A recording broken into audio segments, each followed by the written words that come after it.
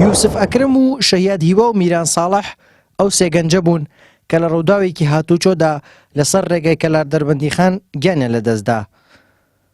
ڕووداوەکە لەسەر پردی گوندی قولەبەرز نزیک ناحیەی باوەنور بووە کە بە ئاراستەی قەزای دەربەندیخان ڕۆشتون.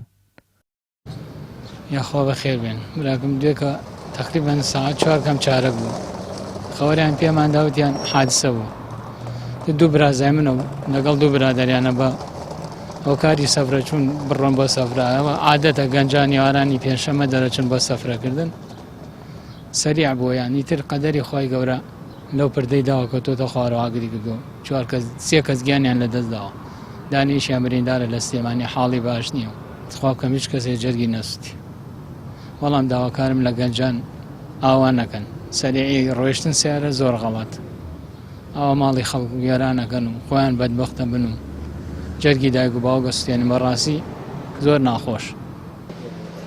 بەداخەوە دوێنێ 22 5 2025 کاکەمیران لەگەڵ هاوڕێکانیە کە پێکەوە لەگەڵ ئەم هاوڕێیانەیە دەوامەکەن لە مەرزی پەروەزخان دیارە ئەمڕۆ کۆتا ڕۆژی لە ماڵەوە بوونیان بووە و بە مەبەستی ئەوتیانە کۆتا ڕۆژمانە بڕۆین سەیرانێک بکەین ڕۆشتون بۆ سەرتەکی بەمۆ سعات تقریبا 3:30 لە ماڵ دەرچوون بەداخەوە نزیک سعات 4 تووشیان ڕووداوە بوون لە گوندی قولەبەرز.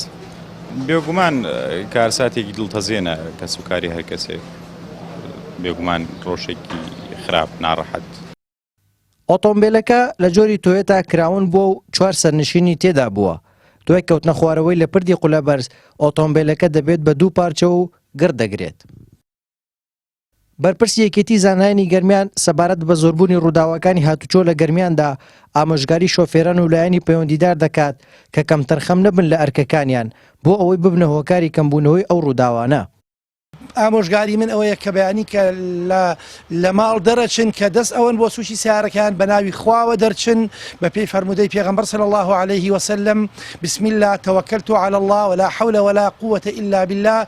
ئیتر ئەوە بەسیەتی پارێزەریەتی ئینشاءالله ئەوجار تەرکیز بکە لە ڕێوەڕوونەکەی چونکە هەر ئیشێک بە پێی فەرمودەی پێغەمبەر صلی الله عليه وسلم فەرمووی إن الله يحب إذا عمل أحدكم عملا أن يتقنه. يعني هەر ئیشێکی کرد بە باشی بیکا شۆفێری ئەەکەی پێویستە بە باشی بیکەی بە هۆشیاری و هەروەها ئامۆژگاریم ئەوەشێک بۆ ئەو دەسەڵاتەی ئەو حکوومەتەی کە ژیانی ئەو خەڵکە لە ئەستۆی پاراستنی سەلامەتی و ژیانی ئەو خەڵکە لە ئەستۆی دام و دەستگاکانی حکوومەتایە هەر لە مرورەوە هەر لە بەڕێوەبەرایەتیەکانی تایبەت بە ڕێگەوبانەکان و گرنگی بە هێماکانی هاتوچۆ بدەن گرنگی بە ڕێگەوبانەکان بدەن.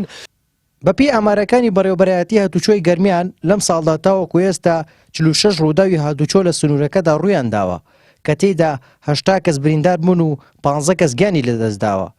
خراپی ڕێگەوبانەکان و تیژڕۆی شۆفێران لە دیارترین هۆکارەکانی ڕووداوی هاتوچۆن لە سنوورەکەدا. هارون ڕەشید، کەناڵی ئاسمانی پەیام، کەلار.